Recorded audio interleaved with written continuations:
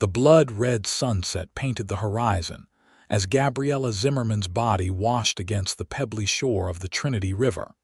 Her chestnut hair tangled with river weeds, and her porcelain skin pale as death.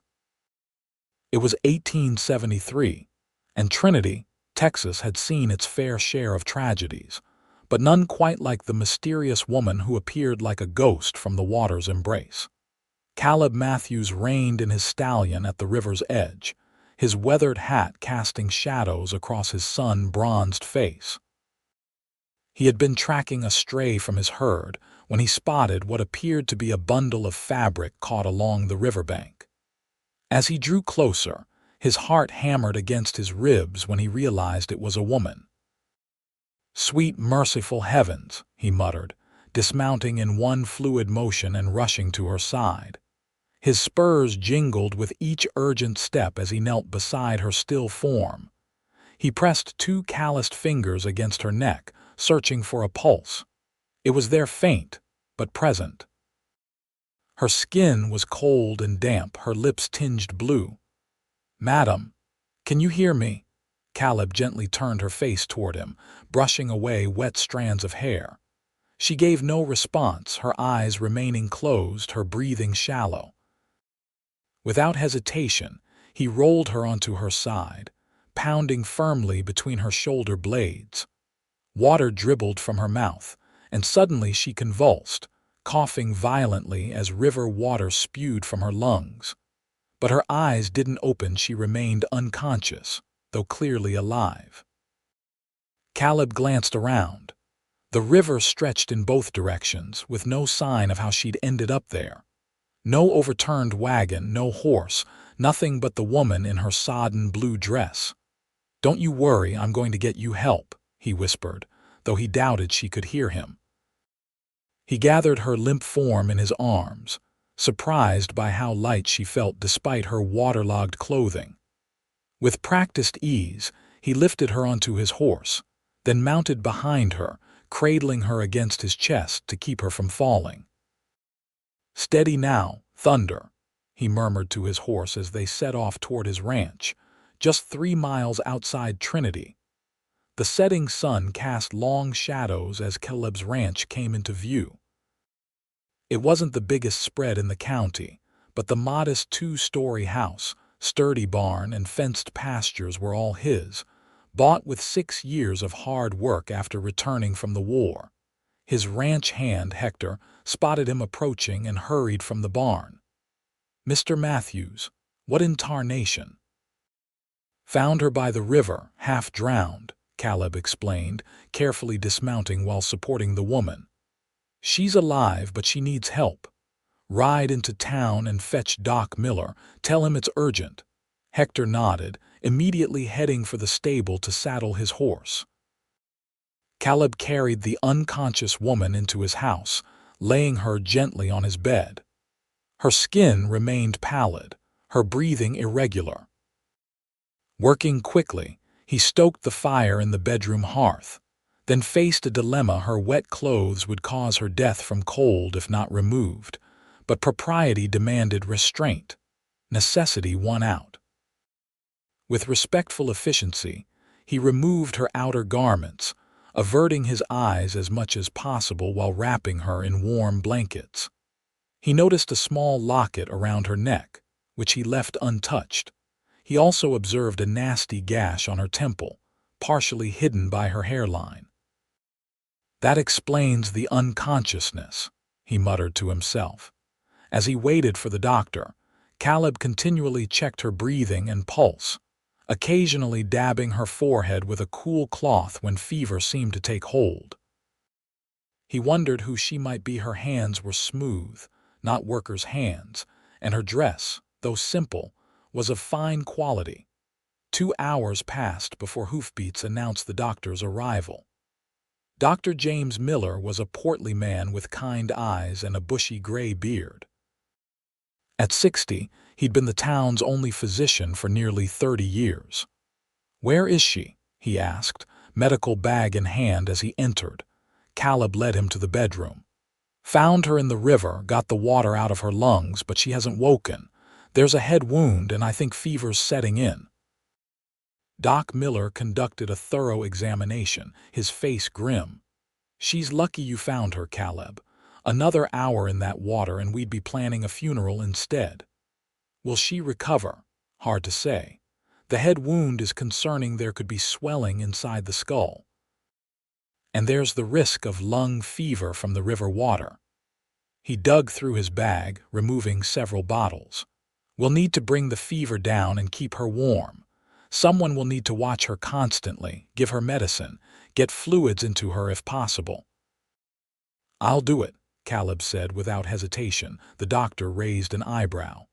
This isn't a quick fix, son. She might be unconscious for days. And a young, unmarried man caring for an unconscious young woman. Folks will talk. Caleb's jaw set firmly. Let them talk.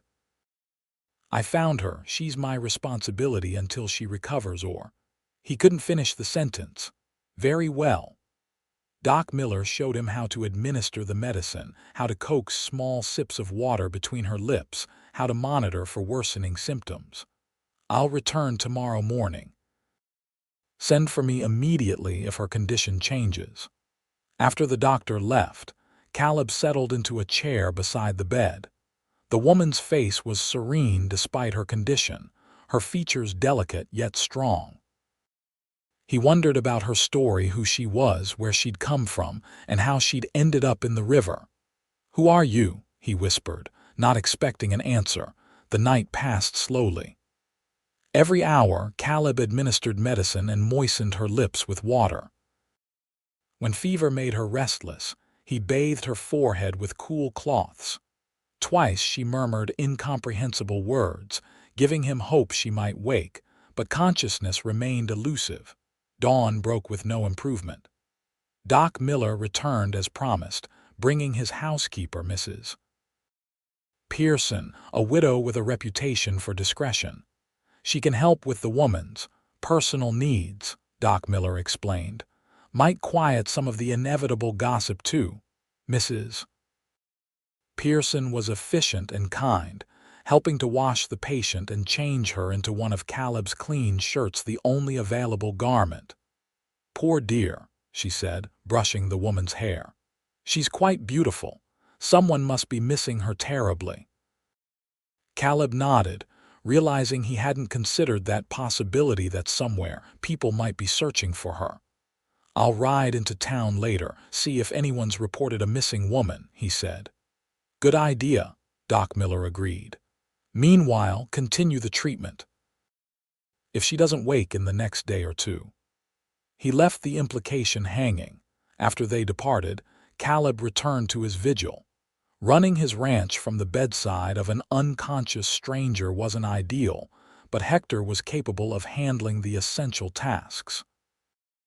On the afternoon of the second day, while Caleb was spooning broth between the woman's lips, her eyelids fluttered. "Miss," he said softly. "Can you hear me?" Her eyes opened slowly, striking emerald green that caught him off guard with their intensity. Confusion clouded her gaze as she weakly tried to sit up. "Easy now," Caleb said, gently restraining her. "You're safe, but you've been hurt." "Where?" Her voice was barely audible, cracked from disuse. "Where am I?" "My ranch outside Trinity. I found you in the river 2 days ago." "I'm Caleb Matthews." Fear flashed across her face as she glanced around the unfamiliar room. "River?" "Yes, madam. You were unconscious. Do you remember what happened? How you ended up there?" She closed her eyes, her brow furrowing with concentration. When she opened them again, they were filled with tears. I can't remember anything." Alarm surged through Caleb. "Nothing at all, not even your name." She stared at him, panic rising in her expression. "My name? I should know my name." Tears spilled down her cheeks. "Why can't I remember my name?" Caleb took her hand, trying to provide comfort. "Don't worry yourself. Doc Miller said the head injury might cause confusion. I'm sure your memory will return with time." "My head." She raised trembling fingers to the bandage at her temple. "You had quite a gash there. That's probably why you can't remember right now." He offered her water, which she sipped gratefully. "You've been caring for me?" she asked, eyeing him with a mixture of gratitude and apprehension. "Yes, madam, Mrs. Pearson, the doctor's housekeeper, has been helping too," he added, sensing her concern. She nodded, seemingly reassured. "Thank you, Mr. Matthews. Caleb, please." A ghost of a smile touched her lips. "Caleb, I wish I could offer my name in return." He glanced at the locket around her neck. "May I?" he asked, pointing to it. When she nodded, he carefully opened it, hoping for a clue to her identity. Inside was a miniature painting of a stern-looking older couple, but no names or inscriptions. "You recognize them?" he asked. She studied the tiny portraits, her face contorting with concentration. They seemed familiar, but she shook her head, wincing at the movement. "We need something to call you until your memory returns," Caleb said thoughtfully. "Perhaps." She fingered the locket. "This seems important to me." "Does it have a marking?" Caleb examined the back of the golden heart. "There's a small G engraved here." "G," she repeated. "Grace, Gertrude, Genevieve, Gabriella," Caleb suggested. Her eyes lit up. "Gabriella, yes, that feels right somehow. Gabriella it is then," he smiled. "At least until we learn your real name." "And my surname?" she asked. Caleb thought for a moment. "How about Zimmerman? It was my mother's family name." She tested it on her tongue. "Gabriella Zimmerman. It will do for now." Exhaustion soon overtook her and she drifted back to sleep. Caleb sent word to Doc Miller that she had awakened, and the doctor arrived promptly the following morning.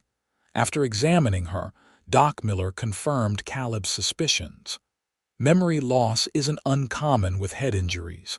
It might return in days, weeks, or never, Gabriella finished quietly. "Let's not assume the worst," the doctor said kindly. "The fact that you're awake and coherent is a very good sign. Your other injuries are healing well too, though you'll need rest for at least another week." "I can't impose on Mr. Matthews that long," she protested. "Nonsense," Caleb interjected. "You're welcome to stay as long as needed. We'll figure out the rest when you're stronger." After the doctor left, an awkward silence fell between them. "I should be helping somehow," Gabriella finally said. "I can't just lie here while you do all the work." "You nearly died," Caleb reminded her. "Your job is to recover." "At least tell me about yourself," she requested. "And this place. Maybe it will help me remember something about myself." Over the next few days, as Gabriella grew stronger, Caleb shared his story. How he'd grown up in Tennessee, fought for the Confederacy despite his misgivings about slavery, and came to Texas after the war to start fresh. How he'd worked cattle drives for years, saving every penny to buy his modest ranch. "It's not much compared to some spreads," he admitted, "but it's mine. 1,500 acres, 60 head of cattle, 6 horses, and more work than one man can handle." "Yet you've taken time to care for a stranger," she observed. Caleb shrugged. "Couldn't leave you to die." By the end of the week, Gabriella was able to sit up for longer periods, even taking short walks around the bedroom. Mrs. Pearson had brought some of her daughter's old dresses, which fit Gabriella reasonably well. "I made inquiries in town," Caleb told her one evening as they shared supper, her first meal at the table. "No one's reported a missing woman matching your description. Trinity's not large, but someone might have seen you before the river." "And had they?" she asked hopefully. He shook his head. "No one recognizes you from my description. Trinity's the only settlement for miles, so you must have come from further away." Disappointment flashed across her face. "Perhaps I was traveling through, or running from something, maybe." Caleb hesitated. "There's something else." "Your accent, it's not Texan, not Southern at all. I'd wager you're from back east somewhere." She tilted her head. "I hadn't noticed. Does that help?" "It might. When you're stronger, we could take you into town. Someone might recognize you in person, or you might recognize something." As the days passed, Gabriella grew stronger and more determined to contribute. She insisted on helping with cooking and household tasks, revealing a talent for both. "Are you sure you don't remember how to make apple pie?" Caleb teased after she produced a perfect one seemingly without effort. "My hands remember, even if my mind doesn't," she replied with a small smile. Her presence transformed the bachelor ranch house. Wildflowers appeared in jars on the table. Curtains, fashioned from spare fabric, softened the windows. The smell of fresh bread and stew replaced the austere simplicity of Caleb's previous existence. For his part, Caleb found himself looking forward to returning to the house after his daily work. Conversations with Gabriella revealed her to be intelligent and thoughtful, with an unexpected wit that emerged as she grew more comfortable. 2 weeks after her awakening, they rode into Trinity together. The small town consisted of one main street with the essential businesses: general store, saloon, blacksmith, small church, and a few other establishments. Curious glances followed them as Caleb helped Gabriella down from his wagon. "News travels fast in small towns," he explained.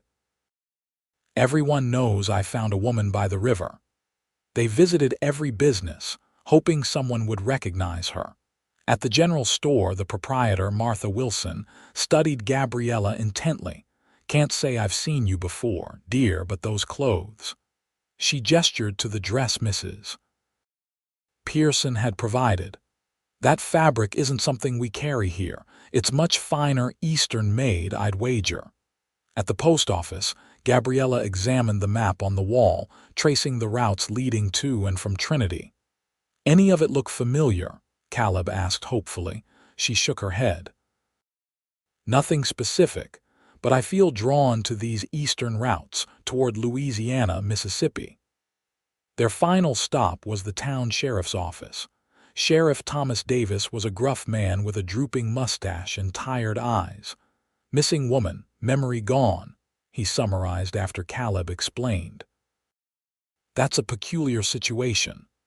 Has anyone reported robberies or attacks near the river recently?" Caleb asked. The sheriff shook his head. "Nothing like that. River's been quiet." He scrutinized Gabriella. "You sure you don't remember anything, madam? Not even how you ended up half drowned?" "I wish I did," she replied earnestly. "Well, I can send telegrams to neighboring towns, see if anyone's looking for you. Might take a while to get responses, though." As they left the sheriff's office, Gabriella seemed deflated. "No one knows me. I'm a complete stranger here." "We'll figure it out," Caleb assured her, though uncertainty gnawed at him too. They were heading back to the wagon when a voice called out, "Matthews." Caleb turned to see Edward Baldwin, one of the wealthier ranchers in the area, approaching with his son Victor. "Baldwin," Caleb acknowledged with a nod. Their relationship was cordial, but distant. Baldwin owned 10 times the land Caleb did, and never let anyone forget it. "Heard you fished something pretty out of the river," Baldwin said, eyeing Gabriella appreciatively. "Rumors didn't do her justice." Caleb's jaw tightened at his tone. "This is Miss Gabriella Zimmerman. She's recovering from an accident." Baldwin removed his hat with exaggerated courtesy. "Edward Baldwin, miss. Largest cattle operation in the county. This is my son, Victor." Victor Baldwin was around Caleb's age, with cold eyes that didn't match his practiced smile. "A pleasure, Miss Zimmerman." Gabriella nodded politely but stayed close to Caleb. "If you're looking for employment or a place to stay, my ranch is always in need of a pretty face," Baldwin offered. "No doubt Matthew's hospitality is generous, but a woman alone should consider her reputation." Before Caleb could respond, Gabriella spoke firmly. "Mr. Matthews saved my life and has shown nothing but kindness and propriety, but thank you for your concern." Baldwin's smile remained fixed, but his eyes hardened. "As you wish. The offer stands." He nodded to Caleb. "Matthews." As they walked away, Victor glanced back, his gaze lingering on Gabriella in a way that made Caleb's hand instinctively move toward his holstered revolver. "I don't like them," Gabriella said quietly as they reached the wagon. "Smart instinct. Baldwin's got money and power, thinks it entitles him to whatever he wants. And his son," Caleb's expression darkened. "Victor's worse. Spoiled, mean-spirited. Had some trouble with saloon girls in the past, nothing that could be proven, but rumors persist." The encounter cast a shadow over their return journey. When they reached the ranch, Gabriella seemed lost in thought. "Something troubling you beyond the Baldwins?" Caleb asked as they sat on the porch after supper. She hesitated. "I keep thinking about what Mr. Baldwin said about my reputation. I hadn't considered what people might think me staying here with you." "Does that bother you?" "Not for my sake," she answered honestly, "but for yours. You've done nothing but help me, and I'd hate for your kindness to become a source of gossip." Caleb chuckled. "I've never much cared what people think. Besides, Mrs. Pearson visits regularly and Hector's always around. There's nothing improper happening. Still, I should consider other arrangements once I'm fully recovered. Perhaps Mrs. Wilson at the general store might need help." The thought of Gabriella leaving created an unexpected hollow feeling in Caleb's chest, but he nodded. "If that's what you want, but there's no rush." As the days turned into weeks, Gabriella's physical recovery progressed remarkably. The wound on her temple healed to a faint scar and her strength returned fully. Her memory, however, remained elusive.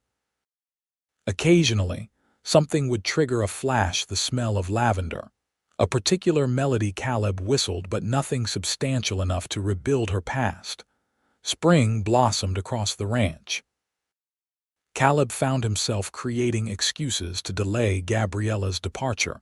There was always another task that needed attention, another reason why her help was invaluable.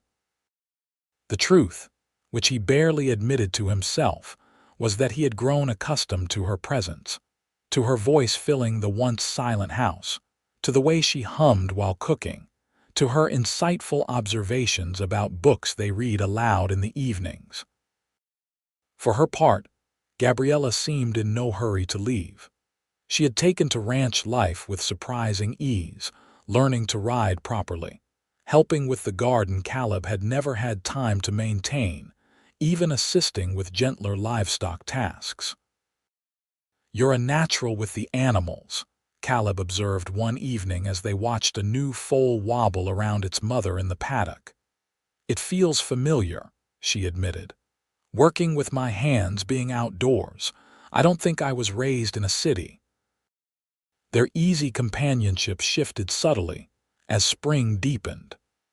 Caleb found himself noticing things he'd tried to ignore during her recovery: the graceful curve of her neck, the way sunlight caught in her hair, the sound of her laughter. More than once, he caught her watching him when she thought his attention was elsewhere. One warm evening, as they sat on the porch watching fireflies dance over the pasture, Gabriella broke a comfortable silence. "I had another memory flash today." Caleb turned to her, immediately attentive. "What was it?" "A library, tall shelves, the smell of leather and paper. I think my father—" "Yes, I believe it was my father was showing me a book of maps." She frowned in concentration. "He was pointing to places, saying something about opportunities in the West." "That's more specific than previous flashes," Caleb said encouragingly. "Yes, but it's still like viewing someone else's life through fogged glass." She sighed. "Sometimes I wonder if it would be easier to simply start over, to build a new life rather than chase fragments of the old one." "Is that what you want?" She met his eyes in the fading light. "I'm not sure what I want anymore, except—" "Except," he prompted when she didn't continue. Instead of answering, she suddenly stood. "Race you to the big oak," she challenged, gathering her skirts and taking off before he could respond. Laughing, Caleb pursued her across the yard. Despite her head start, he caught up easily, his longer stride closing the distance. As they reached the ancient oak tree that marked the edge of the yard, he grabbed her waist, spinning her around playfully. Their laughter faded as they found themselves face to face, breathless, his hands still at her waist, her palms against his chest. In the silver moonlight, her eyes searched his, a question in their depths. Caleb hesitated only a moment before lowering his head, his lips meeting hers in a gentle kiss. She responded immediately, her hands sliding up to his shoulders as the kiss deepened with surprising intensity.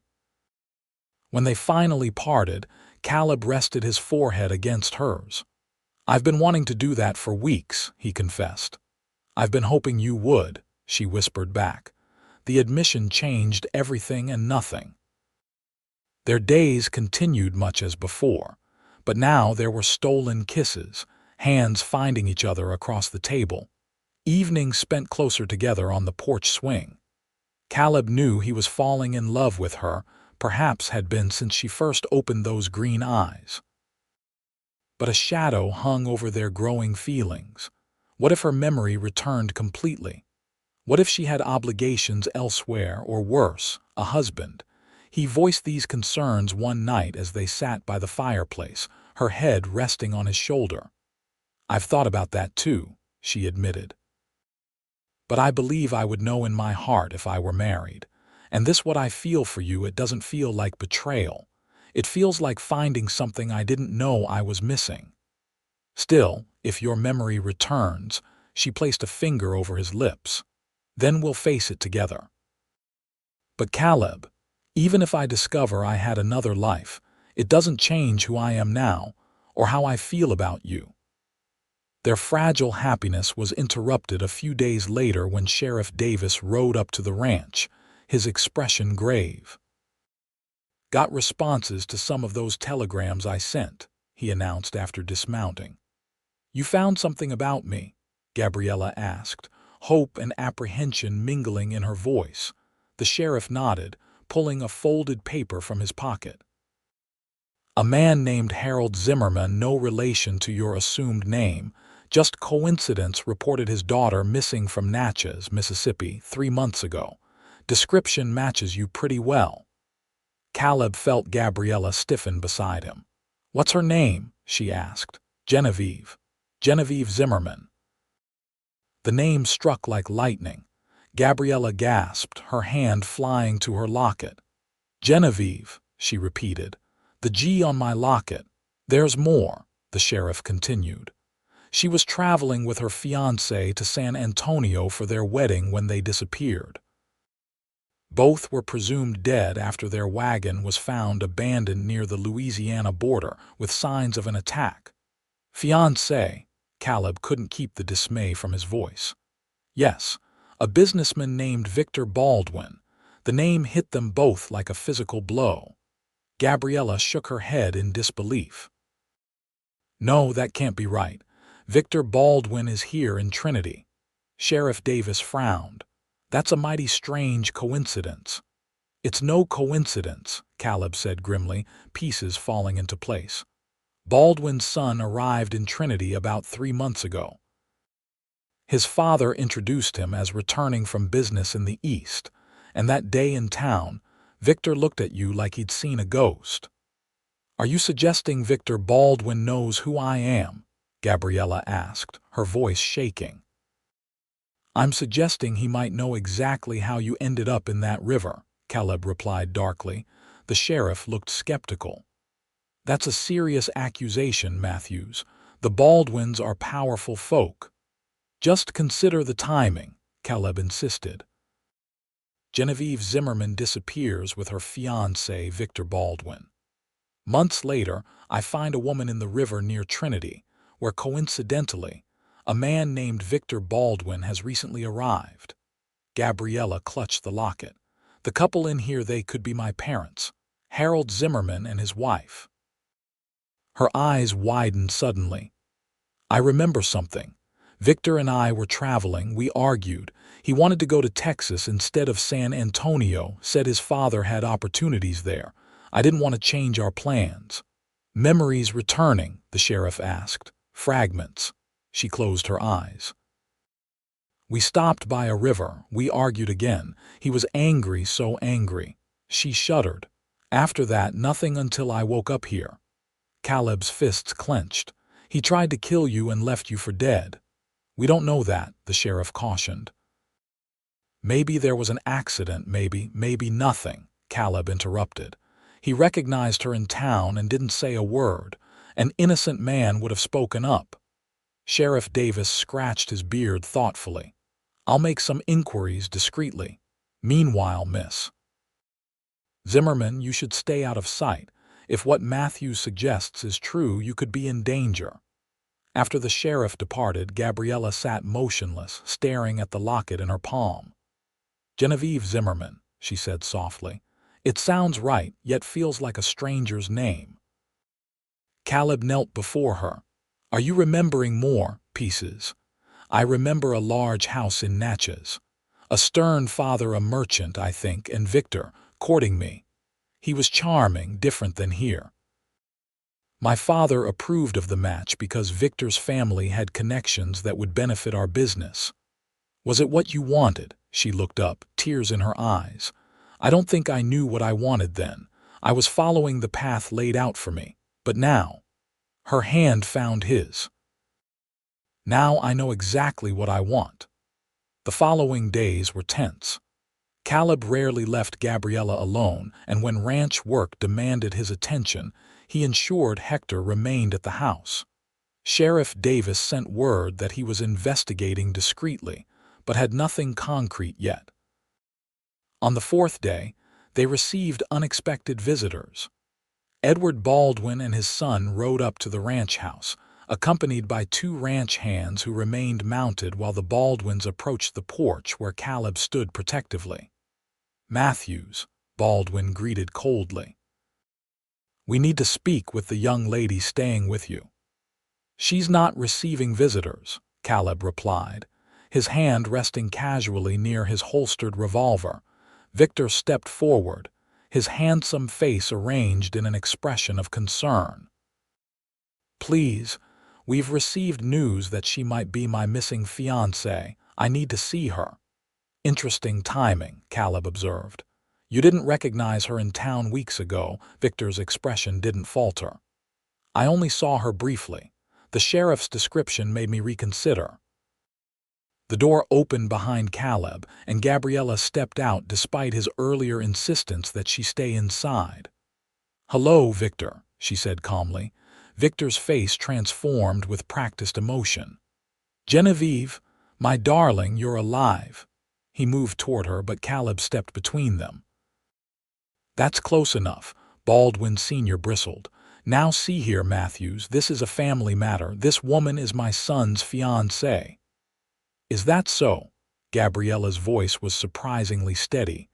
Tell me, Victor, what happened by the river, a flicker of something fear. Anger crossed Victor's face before his mask of concern returned. You don't remember. We were attacked by bandits. I was knocked unconscious. When I came to, you were gone. I searched for days before assuming the worst. Yet you didn't report finding her body, Caleb pointed out. I thought the bandits had taken her, Victor replied smoothly. When I realized she was beyond saving, I came here to my father's ranch to recover from my ordeal. How convenient, Caleb said dryly. Gabriella stepped forward, still keeping Caleb between her and Victor. I'm remembering more each day, Victor, including our argument by the river, how you wanted to change our destination, how angry you became when I refused. Darling, your mind is confused, Victor said condescendingly. Whatever this cowboy has told you, he's told me nothing but the truth about who he is and what he's done for me, she interrupted. Which is more than I can say for you. Baldwin Sr. had clearly lost patience. Enough of this. Genevieve, gather your belongings. You're coming with us as befits your position as Victor's fiancée. "I'm not going anywhere with you," she stated firmly. Victor's charming facade cracked. "Don't be ridiculous. You're my fiancé. Your father arranged our marriage. You have obligations. To a man who tried to kill me." She challenged. "You can't prove that," Victor snarled, his true nature emerging. "Maybe not." Sheriff Davis's voice came from behind the Baldwins. They turned to find him approaching, rifle in hand. "But I've been doing some investigating." The sheriff nodded to Caleb and Gabriella before addressing the Baldwins. "Sent some telegrams to Natchez. Seems young Victor here was in considerable debt before he conveniently became engaged to the daughter of wealthy merchant Harold Zimmerman. And here's the interesting part: her inheritance comes to her upon marriage or her father's death." Victor's face had gone pale. "This is absurd." "Is it?" the sheriff continued. "Because I also learned that 2 days after you supposedly lost your fiancée to bandits, you tried to cash a bank draft with her forged signature in Shreveport. The bank clerk remembered because he thought it strange that a grieving fiancé would be so concerned with financial matters." "You have no proof I forged anything," Victor blustered. "Maybe not, but it's enough to warrant further investigation, and enough to prevent you from forcing the lady to go anywhere with you." Baldwin Sr. looked furious. "Davis, you're overstepping." "My family has influence. Your family's influence doesn't extend to murder, Baldwin." The sheriff cut him off. Caleb kept his eyes on Victor, who seemed to be calculating his options. The man's hand drifted toward his jacket. "Don't," Caleb warned. Victor ignored him, pulling a small derringer from his coat pocket. In one fluid motion, he grabbed Gabriella, pressing the barrel against her temple. "Nobody move," he commanded, backing away. "Father, get the horses." Everything happened in a blur. As Victor dragged Gabriella backward, she drove her elbow hard into his stomach, causing him to double over. The derringer discharged harmlessly into the air as Caleb lunged forward, tackling Victor to the ground. They grappled in the dirt, Victor fighting with desperate strength. He managed to land a solid punch to Caleb's jaw, but Caleb responded with a powerful blow that left Victor dazed. Sheriff Davis quickly secured Victor while his deputies trained their weapons on Baldwin Sr., preventing any intervention. "Victor Baldwin, you're under arrest for attempted kidnapping," the sheriff announced. "And we'll be adding attempted murder once we complete our investigation into what really happened at that river." As the sheriff and his deputies took the Baldwins away, Gabriella rushed to Caleb, examining his bruised jaw with gentle fingers. "Are you all right?" she asked. "I'm fine," he assured her, wincing slightly. "More importantly, are you?" she nodded. "I remember everything now." When we stopped by that river, Victor revealed his true plan. "We weren't going to San Antonio at all. He'd arranged a false preacher to perform our wedding, after which he planned to kill me and claim my inheritance. When I threatened to expose him, he attacked me. I fell into the river during our struggle. I must have been carried downstream for miles before you found me." Caleb pulled her into his arms, holding her tightly. "Thank God I found you." "Yes," she whispered against his chest. "Thank God you found me." In the following weeks, Sheriff Davis's investigation confirmed Gabriella's account. Victor Baldwin was charged with attempted murder, fraud, and forgery. His father, while not directly implicated, lost much of his standing in the community for his attempts to cover for his son. Gabriella sent a telegram to her father in Natchez, informing him of her survival and the truth about Victor. Harold Zimmerman immediately responded that he was traveling to Texas to reunite with his daughter. As they waited for her father's arrival, Gabriella and Caleb found themselves facing an uncertain future. One evening, as they walked along the riverbank where he had found her a place that now held both traumatic and precious memories, Caleb voiced the fear that had been growing in his heart. "When your father arrives, will you return to Natchez with him?" She stopped, turning to face him. "Do you want me to stay?" "More than anything," he admitted. "But I'm not a wealthy merchant. I can't offer you the life you had before." "The life I had before brought me Victor Baldwin," she reminded him. "What you're offering is something far more valuable." "And what's that?" "A life with someone who saved me, not for what I could bring him, but simply because it was the right thing to do. Someone who cared for me when I had nothing, not even a name to offer in return." She took his hands in hers. "I love you, Caleb Matthews. Whether I'm Gabriella or Genevieve doesn't matter. What matters is who I am when I'm with you." Caleb's heart soared at her words. He drew her into his arms, kissing her with all the love that had grown in his heart since that fateful day by the river. "I love you too," he said when they parted. "Enough to wait if that's what you need. Your father might have other expectations." She smiled confidently. "My father may be stern, but he's not unkind. Once he sees what I've found here, who I've found, I believe he'll understand." Harold Zimmerman arrived a week later, an imposing figure with graying hair and the same emerald eyes as his daughter. The reunion was emotional with Gabriella, or Genevieve, as her father called her, explaining all that had transpired. To Caleb's surprise, Harold showed him genuine gratitude, not the condescension he had feared. "You saved my daughter's life," Harold said, gripping Caleb's hand firmly. "There is no repayment adequate for such a debt." Over dinner in Caleb's modest home, Harold observed the obvious bond between his daughter and the rancher with thoughtful eyes. "You've changed, Genevieve," he noted. "There's a strength in you I haven't seen before." "Nearly dying will do that," she replied with a small smile. "So will finding someone worth living for." Her father nodded, understanding her meaning. "And your plans now?" Gabriella looked at Caleb, then back to her father. "I'd like to stay in Trinity, with Caleb, if he'll have me." "If I'll have you," Caleb repeated incredulously. "I'd marry you tomorrow if I could." Harold raised an eyebrow. "Is that a proper proposal, young man?" Caleb straightened, meeting the older man's gaze directly. "With your blessing, sir, I'd like to ask for your daughter's hand in marriage. I don't have wealth or position to offer, but I swear I'll spend every day making her happy." Harold studied him for a long moment, then turned to his daughter. "And this is what you want? This ranch, this life so different from Natchez?" "This is exactly what I want," she confirmed. "I've never been more certain of anything."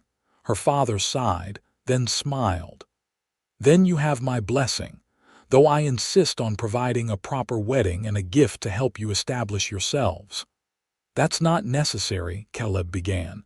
"It's not charity, Mr. Matthews," Harold interrupted. "It's a father's duty to see his daughter well settled. Besides, I'm a businessman. I recognize potential when I see it.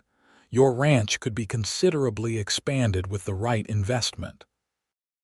2 months later, on a perfect autumn day, Caleb Matthews and Genevieve Zimmerman were married in Trinity's small church.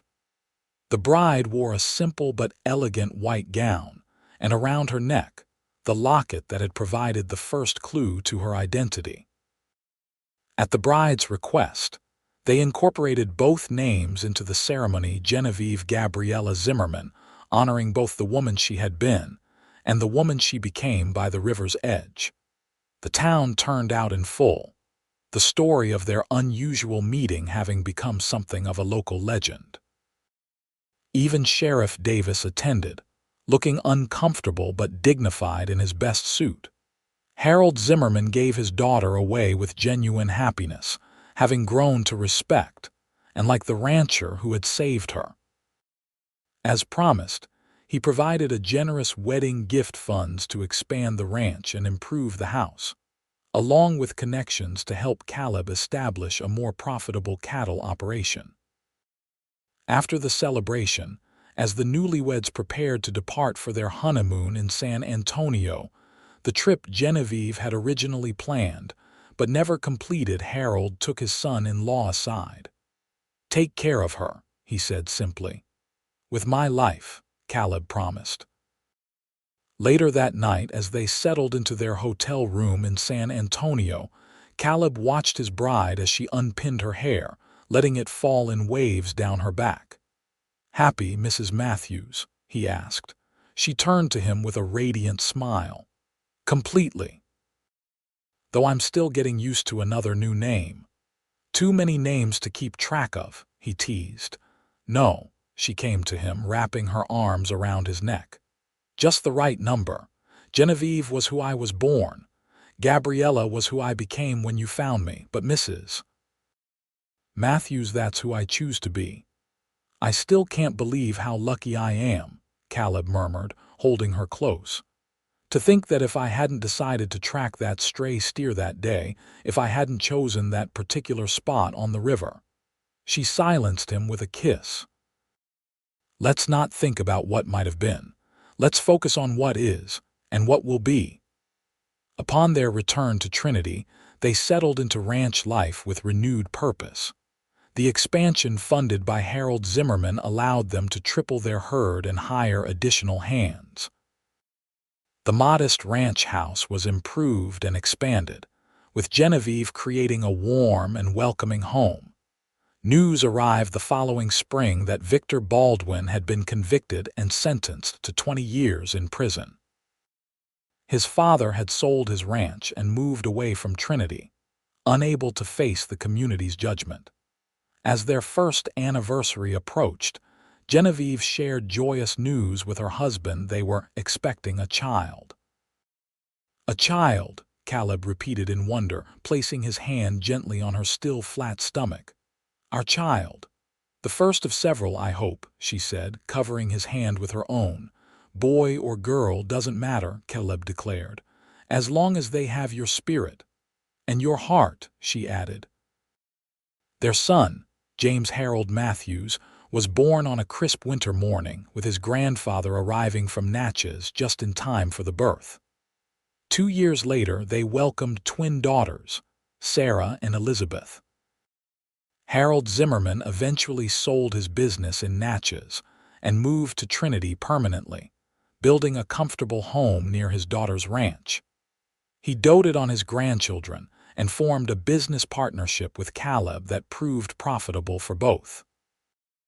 On the 5th anniversary of the day Caleb found Genevieve by the river, they established a family tradition. They would picnic by that same riverbank, now a place of celebration rather than trauma, and Caleb would retell the story for their children. "Your mama was the most beautiful woman I'd ever seen," he would say, "even all wet and half drowned. And your papa was the bravest, kindest man," Genevieve would add, "who saved me not once but twice, first from the river and then from a villain." And then they fell in love. The children would chorus, having heard the story many times but never tiring of it. "Yes," Caleb would confirm, looking at his wife with the same adoration as the day he married her. "We fell in love, and that was the greatest blessing of all."